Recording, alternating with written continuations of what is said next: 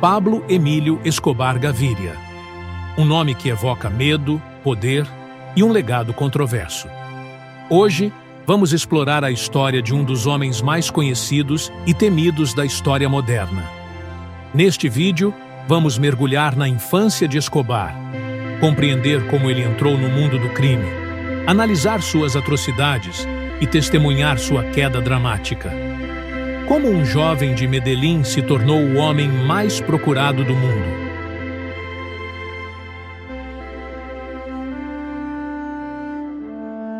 Pablo nasceu em 1 de dezembro de 1949, em Rio Negro, na Colômbia, mas cresceu em Medellín. Filho de um fazendeiro e uma professora, sua família vivia modestamente. Desde cedo, Pablo demonstrou uma ambição insaciável e uma habilidade peculiar para se impor. Começou no crime com pequenos furtos e contrabando de itens como cigarro e eletrodomésticos. Era um jovem carismático, mas com uma visão clara. Ele queria poder e dinheiro.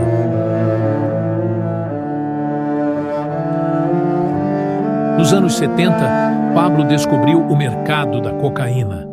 Ele percebeu o enorme potencial lucrativo ao exportar a droga para os Estados Unidos.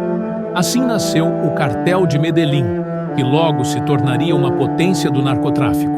Escobar não apenas liderava o cartel, mas criava uma rede de subornos e intimidação, conhecida pela frase: "Ustedes pueden aceptar mi negocio o aceptar las consecuencias. Plata ou plomo."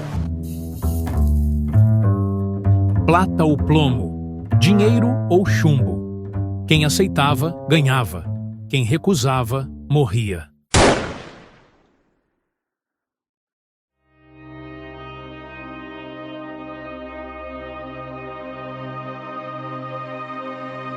Pablo acumulou uma fortuna bilionária, tornando-se um dos homens mais ricos do mundo.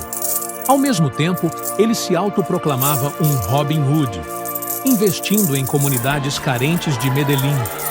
Construiu escolas, campos de futebol e até casas populares, conquistando o apoio de muitos pobres da região. Mas, por trás dessa imagem, Pablo mantinha sua família protegida e envolvida em sua vida.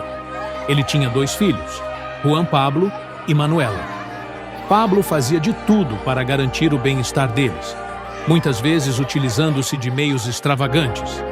Em um dos episódios mais curiosos, enquanto já era um foragido internacional, ele tirou uma foto em frente à Casa Branca ao lado de seu filho, Juan Pablo. Essa imagem, tirada no coração do poder americano, simbolizava sua audácia e o alcance de sua impunidade na época. Além disso, Escobar tinha uma verdadeira fazenda de hipopótamos em sua propriedade, a Hacienda Nápoles.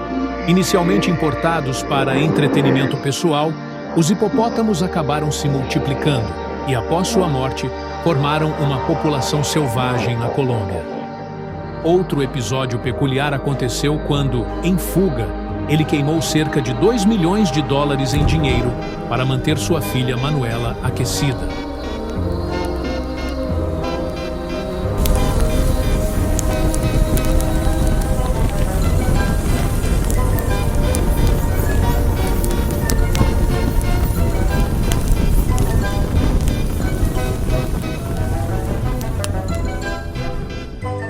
Curiosamente, Pablo também tentou se legitimar politicamente.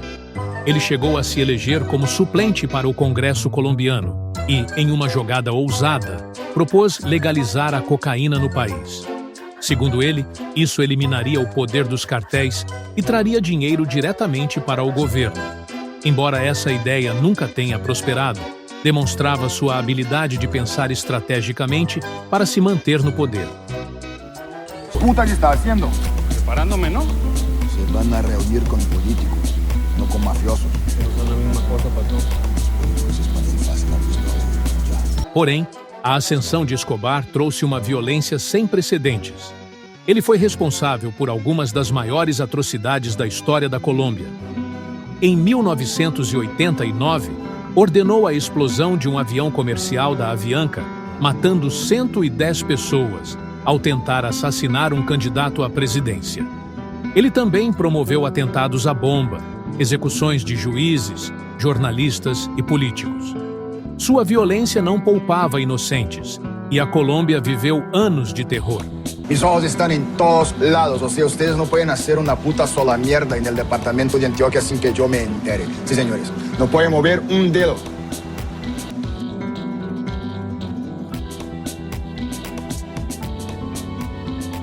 Nos anos 90, o governo colombiano, com o apoio dos Estados Unidos, intensificou a busca por Escobar.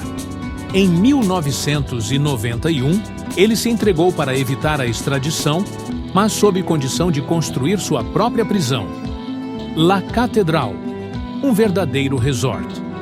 Contudo, sua tentativa de controlar os negócios de dentro da prisão levou à sua fuga. A caça se tornou ainda mais feroz. Em 2 de dezembro de 1993, Escobar foi localizado em um telhado em Medellín. Em um confronto com as autoridades, foi morto. Sua morte marcou o fim de uma era, mas não o fim do narcotráfico, que continuaria a devastar a região. ¡Que viva Colombia! ¡Que viva Colombia! ¡Que viva! ¡Matamos a Pablo Escobar!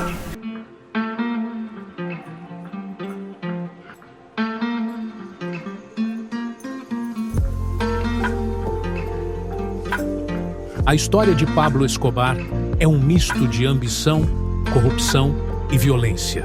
Para alguns, ele foi um herói que ajudou os pobres. Para outros, o maior vilão da história moderna. O que é inegável é o impacto que ele deixou na Colômbia e no mundo. Se você gostou desse vídeo e quer mais histórias como essa, não esqueça de curtir, se inscrever e compartilhar. O que você acha da história de Pablo Escobar? Deixe seu comentário abaixo.